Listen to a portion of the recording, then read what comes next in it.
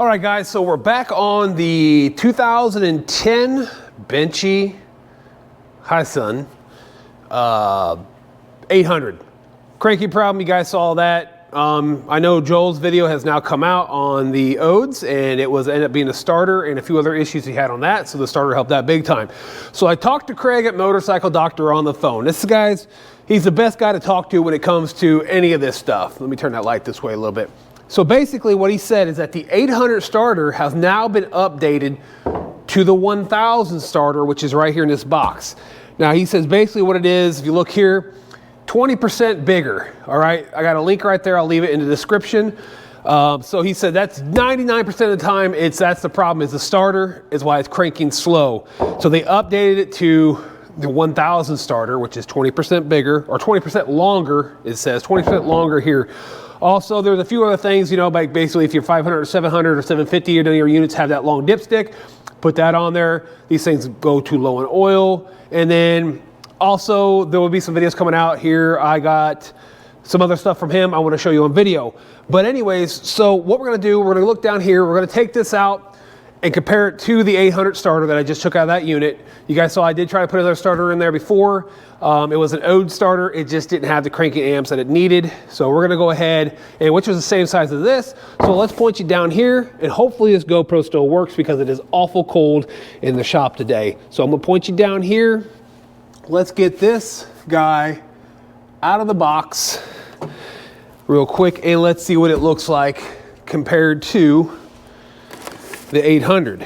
Now here is everything you need right there. Whoop, there we go. So it says description 800 1000 new starter. So that you can tell, yep, new starter. So they changed it from 800, from just the 800 style starter. So it's 20% bigger. Let's take a look. Now this one came saying this was the proper size. Oh, look at that. Came with a longer bolt too. Oh, it's beautiful, beautiful, beautiful, beautiful.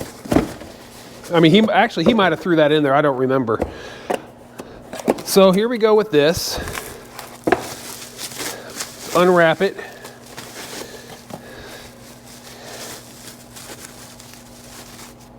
And compare. Okay, so it looks like the starter that was in there may have already been the updated 1000 starter, because that is the same length, but the bolt that was in it was very, very short in comparison. So let's go ahead and throw this one in the unit. Huh, that's interesting. Let's throw this one in the unit and see if it actually does anything different. We can actually probably just do it right here off a battery. Let me grab that. Let me just do this off a battery here and just see if there's a difference in the sound of these two. Now we know there was with the OBDII one I had, but let me grab this jumper. Now I know Sean said he put a new starter on it, but he didn't say he put the updated starter. If it's updated or not, I don't know. Throw that on negative and the positive. And let's throw it. Let's ground. Let's go with the old one first. Let's listen. Battery's not fully charged over there either. So let's see if we can hear this one. Oh, that battery might be completely dead now. Let me grab a brand new battery real quick. I have on the shelf. Let's see, where is it at? Let's grab this big boy here. This is a STX20L. This is a Striker battery, the one I get from my supplier at Battery Outfitters.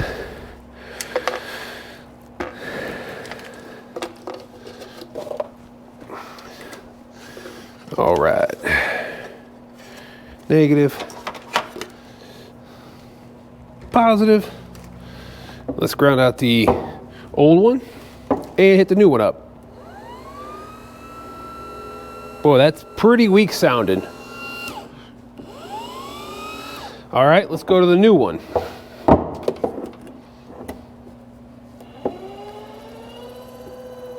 Boy, is that battery going dead? It's just been sitting on my shelf. That's pretty interesting. All right, well, maybe I can't compare. Let's go throw it in the unit, hook it up, and see if we get better cranking. All right, so we're over here. Let's go ahead. I did forget a little grease on this O-ring. Let me walk back over here, get that real quick. Oh man, it is cold. Even with this little heater I got going on in here, my electric heater, it is still chilly up in here. My gauge still says low on the wall. Anyways, let's throw this in here real quick. Now we are running that full throttle battery also. There we go. All right, so if I keep kicking this thing, let's see if this makes any difference. This has sat out for a few days, but let's see what happens here. I don't know if I heard a fuel pump prime. I did not hear the fuel pump prime. I'm gonna give it a second, let it set again, move you guys a little more out of the way. But I didn't think I heard the fuel pump prime.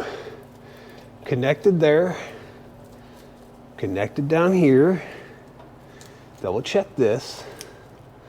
Okay, that's all good. That's good. That's all hooked up. The new ECU's hooked up. All right, let's turn the key again, listen. Okay, there it goes. All right, whoop, let's get off the gas.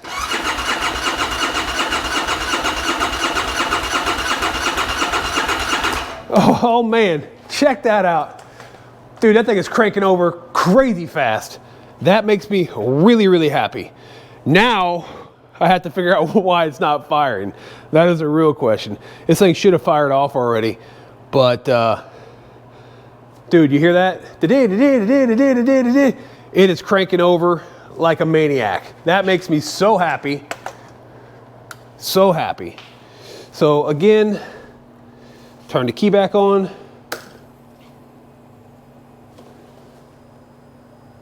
I hear the fuel pump priming.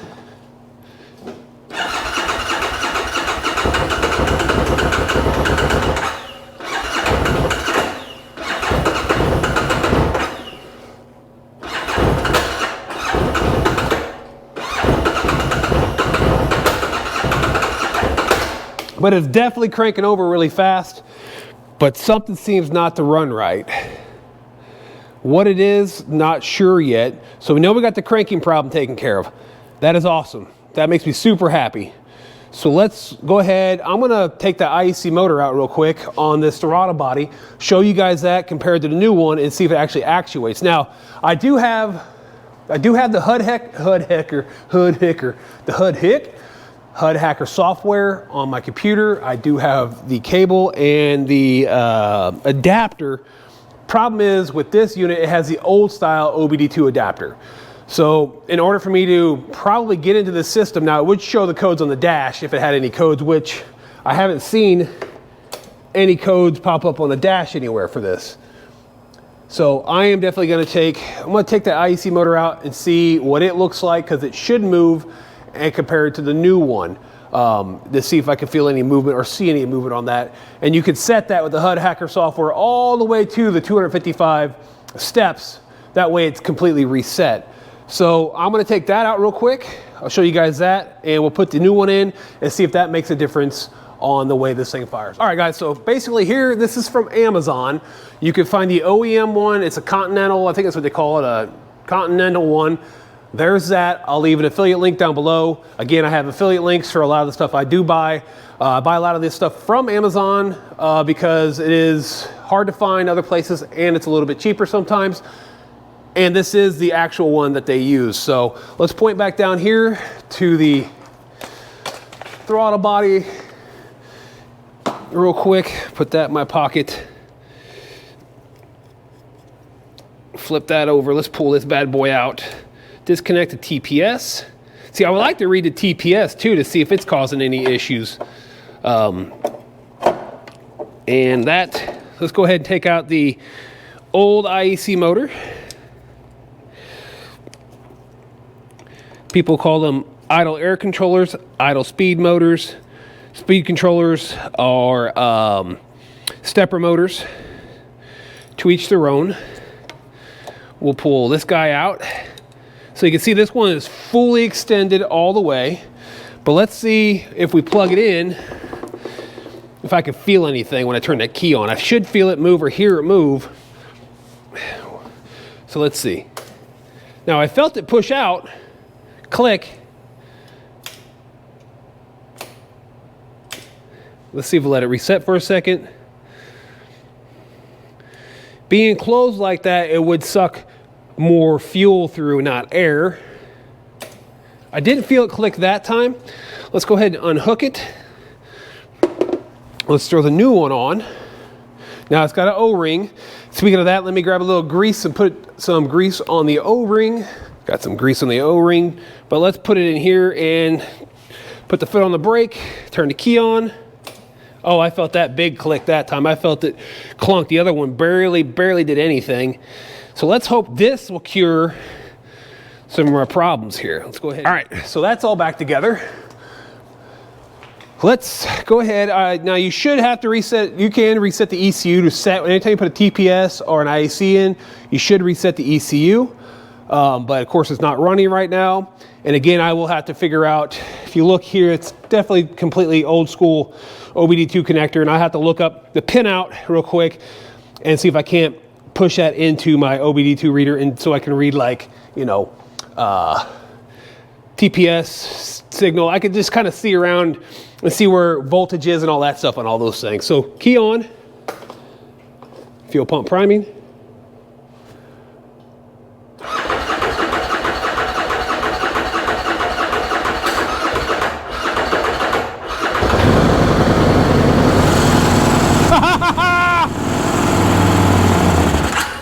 Oh man, yes, yes, yes, yes. Sorry, I'm getting excited, guys. There's been a lot of work going into this thing. Now, I know he had said something about it running for a few and then shutting back off. I haven't even hardly got this thing to even run at all. So now, new IAC motor, new starter, high output battery, and now it fires up and runs for a minute. Now let's see, whew, stinky. Let's see if we can do that again.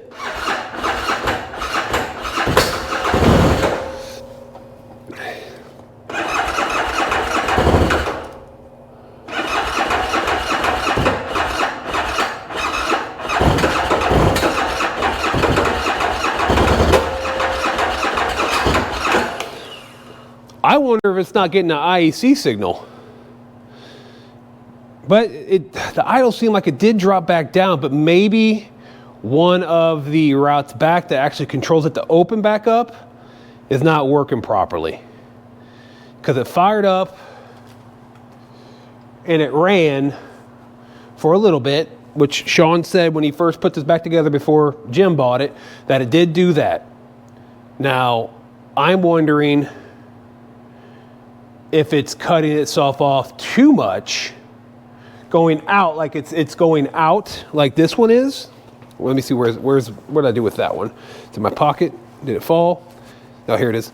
Going out all the way and staying out and not going back in, giving it the right steps to make it pull enough air to give it an idle. It's a really good possibility that that's happening. Now what I can do, I can look at the pinout in here and try to put voltage to this and see if it goes in and out. So I think I'm gonna try to figure that out real quick, and once I figure that out, I'll show you guys and let you see if this actually is giving itself the proper steps.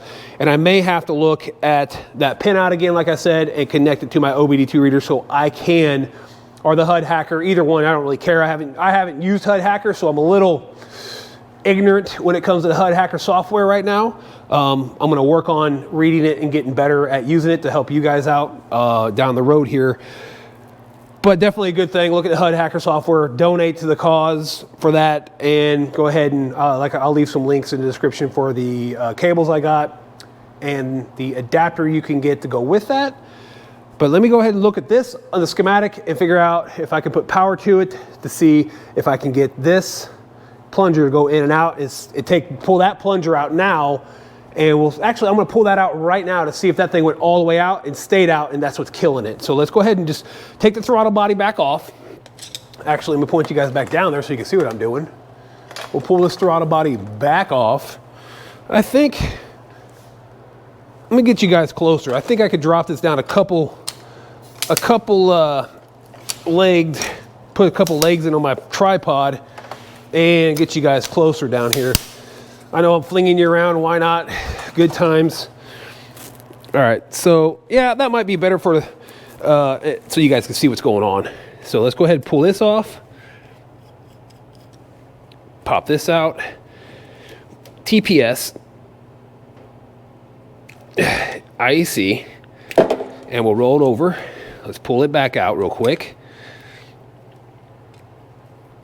and see if I can drop my screwdriver at least 3 or 4 more times.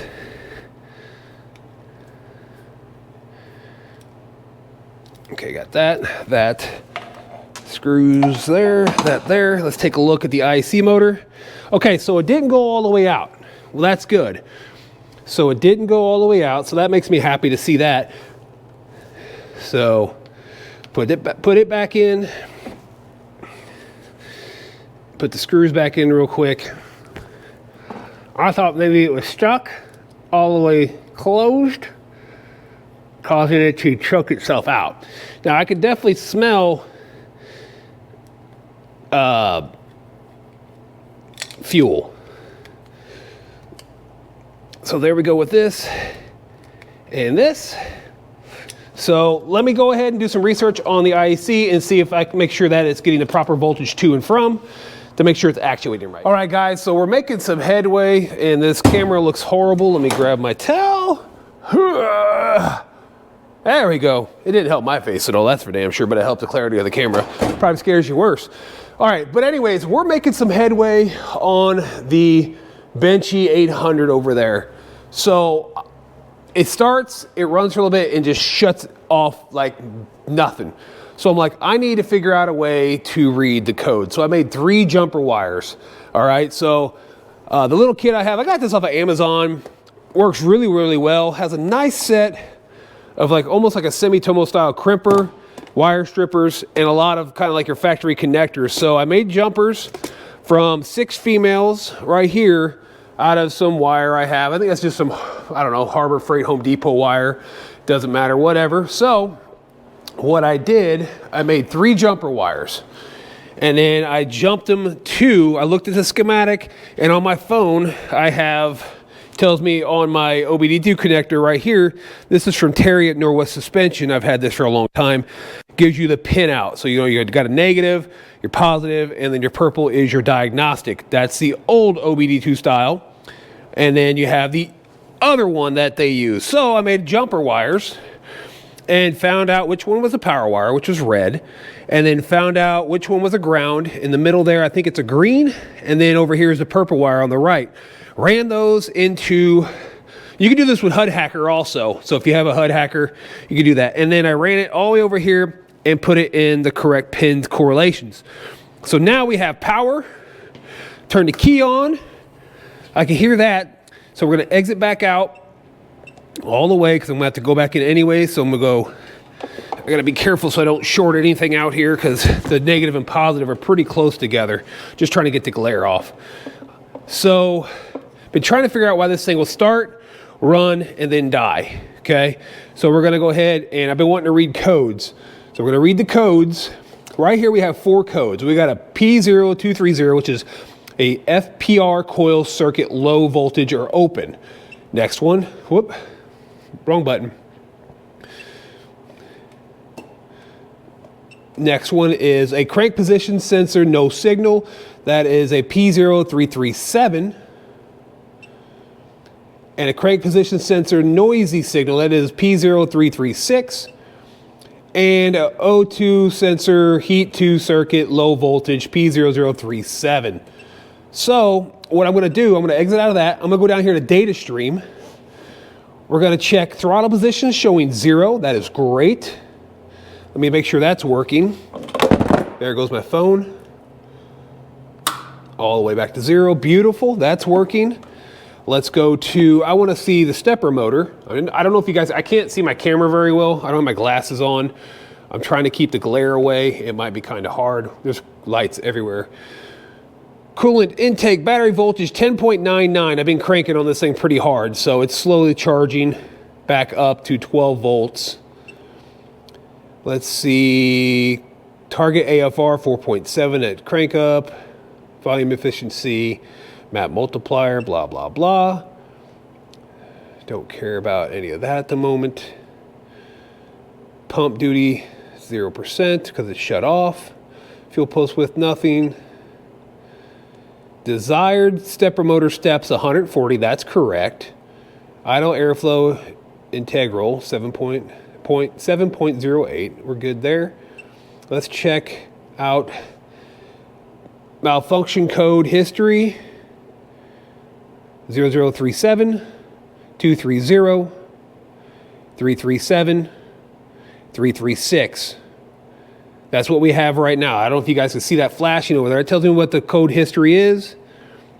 And let's see, I'm trying to find if it, where is it at here? Runtime, not worried about that. Current malfunction code 00000. Okay, so those tell me those are history malfunction codes we have. All right, so here's something really weird. I want to talk about that here in a second. As soon as we get done reading O2 voltage 1, O2 millivolts 110. Okay, so all those are TPS add, run IAC comp. So we look good there. So what we're going to do, I have actually had issues with these machines in the past. When you get a code in the ECU, even though it is, you fix the problem, it's no longer flashing on your dash, but it's a stored code. On these units before, I have had to go in and clear the codes for these things to run correctly. Now, I'm going to clear the codes right now. The voltage is pretty low with this battery, so it might not fire back up. It might crank really slow because it's showing 11 volts and it needs to be at least 12.4 to not be a, 12.4 is actually a fully dissipated battery. It needs to be above that. So I might let it charge for a while if it doesn't fire up, and we'll get back into it. But I'm going to clear the codes here real quick. So let's go to erase codes. Actually, I want to, well, I recorded it here. I know what they are. I'm going to look at the codes one more time. What was that? 230. Okay, 230. Okay. So we're going to go erase codes. Are you sure? Yes. Engines off. There we go. Done. Press continue. Go back. Read codes. This ECU has no faults. Cool. So I'm going to shut this key off. Let it power down for a second. And then that is in the old ECU that is on this unit. All right. So I'm going to go ahead and unhook these, and then we'll go ahead and fire this unit up. I'm going to go ahead and stop here for a second so I can throw you guys back on my tripod and make sure I have two hands so I don't short anything out down there. Actually, there shouldn't be any power running to it because it's shut off, so we should be okay. Yeah. Just got to remember, I got two red wires because I don't have a purple color wire. I have black and red. So that's off. Let's go ahead and crank it, and let's just see what happens. Not saying it's going to fire up. I hear the fuel pump. Up, fired for a second. Let's try again here. And it dies off. All right, one more time. Yeah, now it's getting kind of heavy. Getting kind of heavy on it there. So I'm going to let this battery charge up for a second. I'll plug back into this thing and see if it threw any more codes real quick. So I'm going to do that with both hands, and we'll jump back and check one more time to see if we showed any more codes from that. Short key on and start up. All right, took a whopping 5 seconds to put all the wires back. All right, keys back on. Fuel pump. Enter. Delphi system. Read codes. No faults. Sweet, so we got no faults there. Okay, so I'm gonna let the battery charge. Like I said, you can see it's on charge right now. I need to let it charge up. It really doesn't want to crank this thing very good. And then we can start to see if this thing's, if it's gonna fire up and run, or if we're still gonna have issues with it starting and running for a short period of time and be hard cranking. We still need to check the charging system on this thing. So hopefully clearing these codes will actually help it and make it run. Like I said, I've had issues to where they ran crappy and then I cleared the codes and boom, fixed the problem.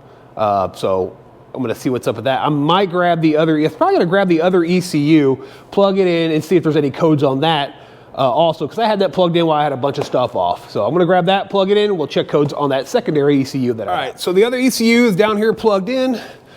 Key is on. Let's see if I have stored codes in that one now. Enter, enter, enter. Oh yeah, coolant temperature sensor. I have all kinds of them in here. Let's see, TPS, I unhooked that and had turned the key on. I had that unhooked with the key on. Idle speed controller error, I had that unhooked with the key on. crank position. I had that unhooked to the key on, and that unhooked to the key on. So everything that's stored in this thing is what was stored, what that is actually for me doing diagnostic stuff. So that's good. All right, let's go back and check codes. No ECU, no ECUs in that fault. No faults in that ECU. So that's good. Data stream. Let's check history. Malfunction code history, nothing there, we're good. So exit out of that, exit out of that. And I'm gonna unplug this thing one more time, and we'll go ahead and try to fire it up with this other ECU, even though, yes, even though the battery's still low, we're gonna try. So just wanna make sure I have everything unhooked for the OBDII connector. I don't want it to rattle around and have issues. So let's try this one. Not saying this ECU is gonna make a difference. Boy, she wants to start for a quick second and then stop.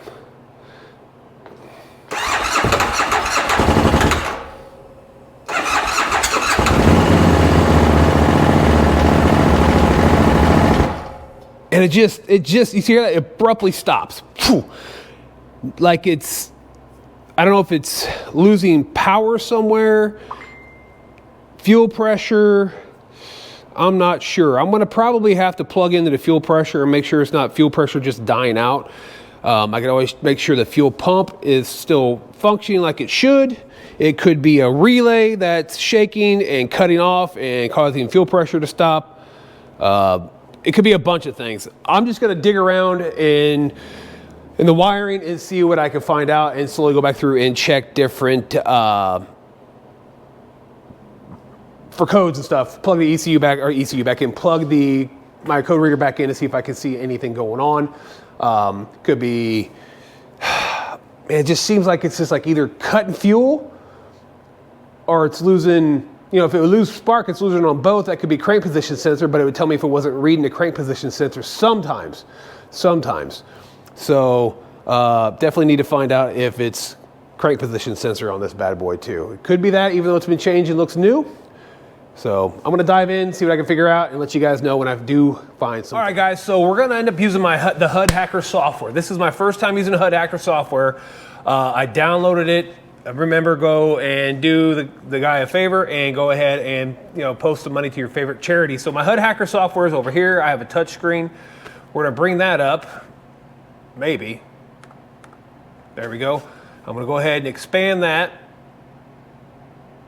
Now, I did already hook it up to the ECU, but I have not actually used it. So we want to make sure we're on English language here.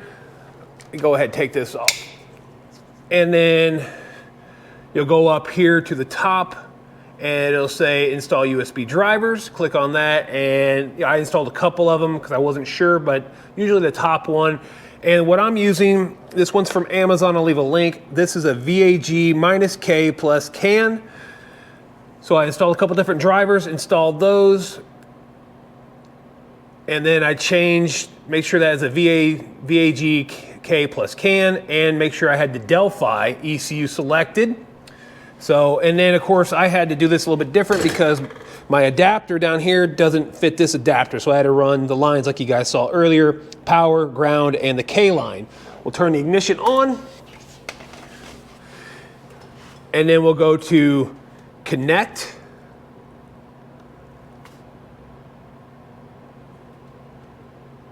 And now we are connected. Now what I'm going to do, my objective here is to go in and properly set the IEC motor 100%. So you can see what it says. You are entering an expert zone. You know, it's giving you a warning. We can hit OK. And then we have all this stuff over here. You have spark dwell time you can change, spark advance, map, read angle, idle speed target, air fuel ratio measure, fuel volume efficiency, cylinder 2, IEC position, and fuel pump duty cycle. And there's a few other here. Let's see what else we got here. Test spark, that's on the MTO 5.2 only, which we don't have. We have the MTO 5. So what we're gonna do, we're gonna go ahead and mess with the IEC motor is what we're looking at. This one right down here. Idle air control valve, stepper motor, desired pintle position, controls the amount of air that enters the engine while throttle is released. Important, any problem with cranking, idle speed, read the appendix about the ICV in the help file. It basically, you can have a no start issue, kind of like what this one's having right now. You can have the a bad idle. There's all kinds of things. So what we got to do, we got to go ahead and we'll take it out while it's connected from the throttle body.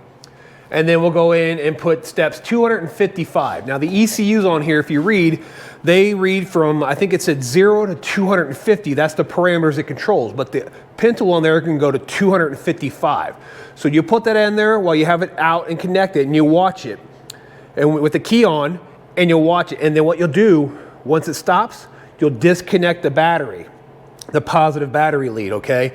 That way it doesn't store that in the memory. Then you'll hook the battery back up, key on, and then you'll go ahead and do that again until that spring is completely compressed and doesn't move anymore. Once it's completely compressed and doesn't move anymore, you go ahead and reinstall it. If I remember this right, reinstall it, turn the key off, and then it'll set it back to the proper starting position. My OBDII says 140. They say 160, so that's what I'm gonna do real quick. I'm gonna reset that and we'll go through the steps on that. All right, so we got the IC motor out. So you can see it's a little bit extended at the park at 140 is what the value calls for here. So we'll go into what's called the IEC, you may not be able to see from the angle you're at, IECV position target. We'll go to absolute and we'll put absolute, and we'll click on that, and we'll put 255. And we'll go to send preset. Okay, data solution allows to modify ECU parameters manually. Okay, so we're gonna go ahead and click that, and it is sent. Now we're gonna wait a second here, and it says to now, once it's sent, I don't see anything moving or anything, but it's supposed to fully compress that spring all the way. Now the ECU does 0 to 200 on the MT05 is what it says. So now what I have to do, now I have to disconnect the battery and reconnect it, and until that pintle is all the way in. Now I can feel the motor a little warm, so now I'll go ahead and disconnect the battery, and we'll repeat these steps over and over until that pintle goes all the way in. So disconnect the battery, it says. Whoop, I dropped one. Battery is disconnected. Okay, we'll reconnect.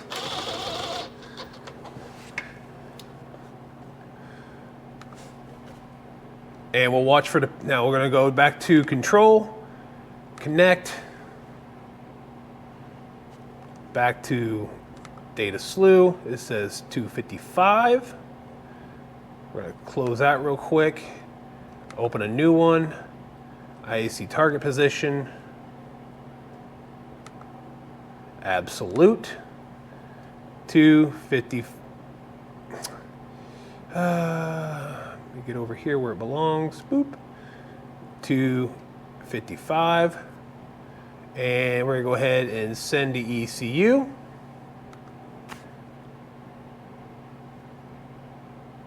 Command sent, executed successfully. So it tells me to keep repeating this process until this pintle goes all the way in. I'm not gonna make you guys sit here and watch this, but I'll try to keep track of how many times.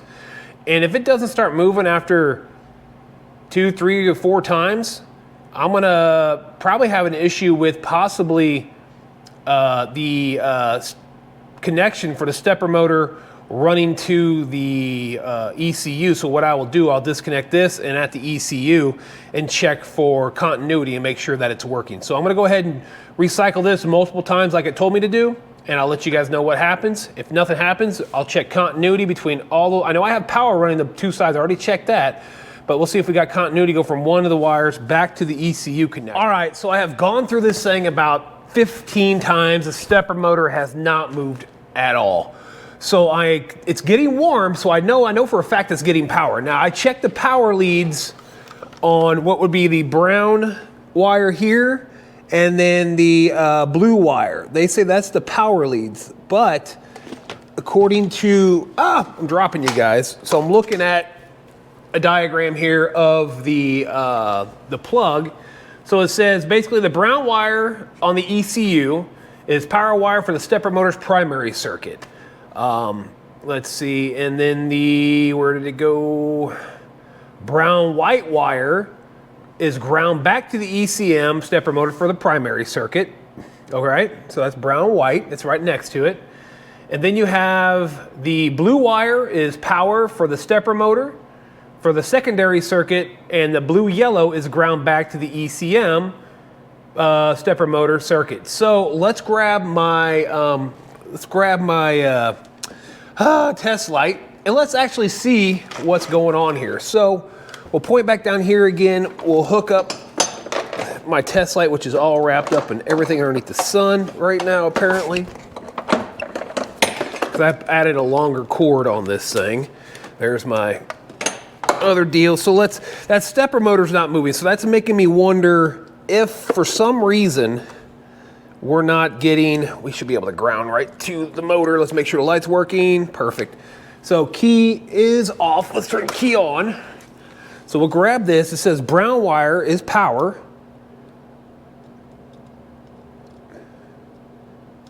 So that's brown white. The brown white has the power. And the blue yellow have power. But according to this, brown white ground wire back to ECM for stepper motor. Brown wire is the power. So brown wire should be in number 1 on the white plug.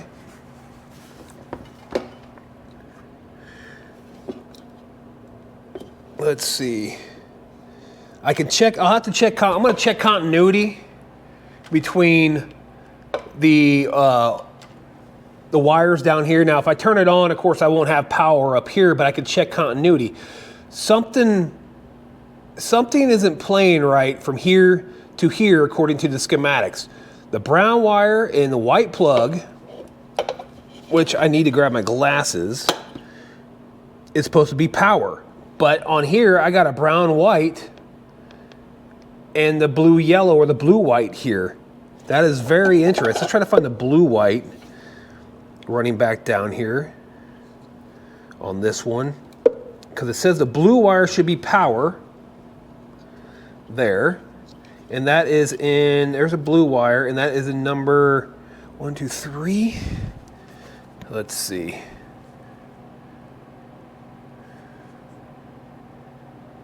And the blue wire should be in pin number, blue wire 12. See, so let's see. Blue wire 10, 11, 12. That would be correct. But it's not getting power. All right, so I'm gonna run through, I'm gonna run through all this stuff and see what continuity is and see why power is not getting to where it says it's supposed to be. It might be throwing power to the ground and the power in the ground to the power, and it's reversing what it's supposed to be doing or something. I don't know. So I'm going to check on these guys and see what I can figure out, and we'll get back to it. All right, guys. So this is where we're at on this unit here. I just got off the phone with Jim, who is the new owner of this. So I believe we're having now a mechanical issue with the dead stop. I started it up a few minutes ago and it ran for about, I don't know, 5 seconds and stopped hard and just stopped dead. So what I'm gonna do now, we're gonna go back and we're gonna drain the oil. We're gonna double check the oil for any gold debris at all, if it's a rod, something internally on this motor. We're gonna go ahead and pull the exhaust off. I'm not gonna do this on camera. I'll drain the oil. We'll take a look at the oil together, but I'm gonna pull the exhaust off. And then I'm gonna take the side cover off again for the stator side, pop the flywheel off, take a look at the flywheel, okay? And then we're gonna go ahead and take the other side off where the oil pump gear is, the oil air separator gear is, the water pump gear, all that, and see if we see anything there. If we don't see anything there, we're gonna go ahead and drain the coolant And then we're gonna go ahead, well, I think coolant's gotta be drained first anyways before I take that side off. I think so. I think I gotta drain the coolant anyways before I pull that left side off where the oil pump and all that stuff is, gears for that. And then drain the coolant, pull the top end on this thing and see what's going on exactly, because it's like a mechanical stop, like something's binding up. So before I pull the motor apart, I'm gonna go ahead and take a second look at that flywheel, because the flywheel is kind of bad. We'll take a look at the cover, make sure it's not rubbing on there, because Joel from 2 Bennches had that issue on the Odes. It was delaminating on that flywheel. And somebody has used a 3-prong flywheel puller on this in the past trying to get it off. Take a look at the woodruff key, take a look at everything. We're gonna inspect everything on this motor, because now I believe is definitely a mechanical issue. Again, Ron did say he rebuilt it from crank up, but never checked the rod bearing torque when he put it together, because it came straight from the factory like that. And I don't, it happens, man. We don't take a look at that because we trust the factory to have those proper torque specs. Could it be a wrist pin? Could it be a piston jamming up in there? I know the cams are good, cam chains are good, the tensioners look good, but I haven't ran this unit for more than, I don't know, 10 seconds if we're lucky this thing is ran. So it's definitely, we're gonna check to make sure the oil pump's working, make sure the water pump's working.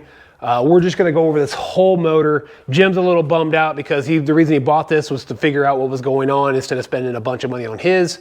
And of course, I'm not charging him hardly any labor on this, because I have spent days and days and days and days on this thing, buying different stuff. I'll charge, well, we're gonna talk about what we're gonna charge for parts. He's gonna hook me up with some stuff in trade, which is awesome, man.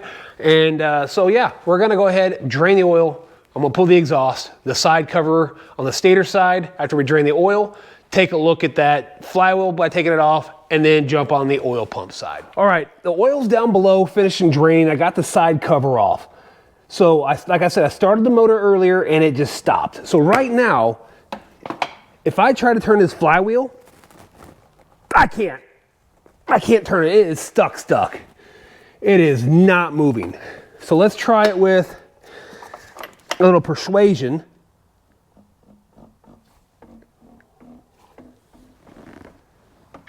That is number 2 piston. Number 1 piston, actually. In the cylinder. Feels absolutely nasty.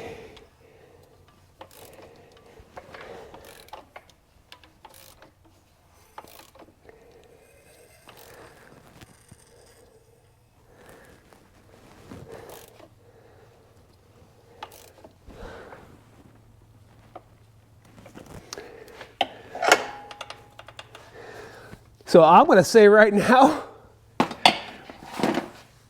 piston's locking up in the cylinder. I can almost guarantee that 100%. So we're going to check the oil here in a second. I'm going to put the oil drain plug back in with the screen and everything. And we're going to go ahead and pull off this other side to see if the oil pump gear is working. If that's fine, we're going to pull this cylinder off and take a look. I can hear it. So it may not be circulating oil. I'm not 100% sure, but it has oil in it. It had plenty of oil in it. And so we're going to have to, man, this sucks.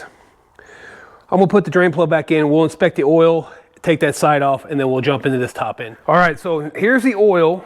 Let's run a magnet through it first to see if we got any type of metallic debris. And there is not a drop on that thing.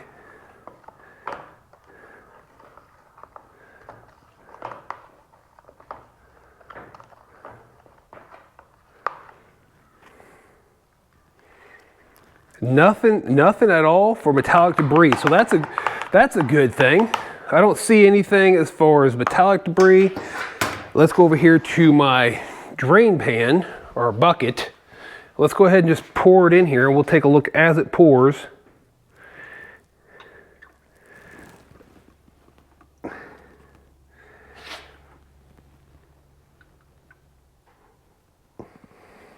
All right, I'm gonna stop there, kind of move it around and take a look. I do see tiny bits of shimmery silver. I could see that. There we go, on the bottom. All right, so I'm gonna drain a little bit more of this oil.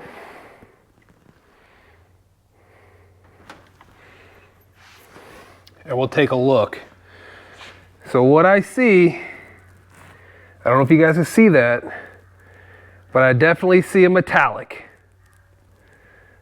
So, oh man, definitely metallic. I don't see, I do think I see copper. Oh, rod bearing. Rod bearing. So let's go ahead and pull off the left side, which would be, I'm sorry, the right side cover, where the oil pump gear is, water pump gear, air oil separator gear, and the idler gear that runs both the oil pump and the water pump, and see if that is not destroyed. Man. So basically what was happening was starting to lock up, and that was my theory the whole time, but we were trying to troubleshoot everything else to make sure, because the motor was rebuilt, per se. So, pull that side off. All right, so here's what I found. Look in the bottom of this thing. Look at that sludge. Look at the silver. Look at the brass. What the hell? Look at the crank right journal. The gears look good. The oil pump moves. The water pump moves. This is your air oil separator right here. Of course, you gotta drain the coolant because it'll come out of this spot. But let's take a look at the PTO bearing. Look at that. Look at that bearing. What the hell happened to that bearing?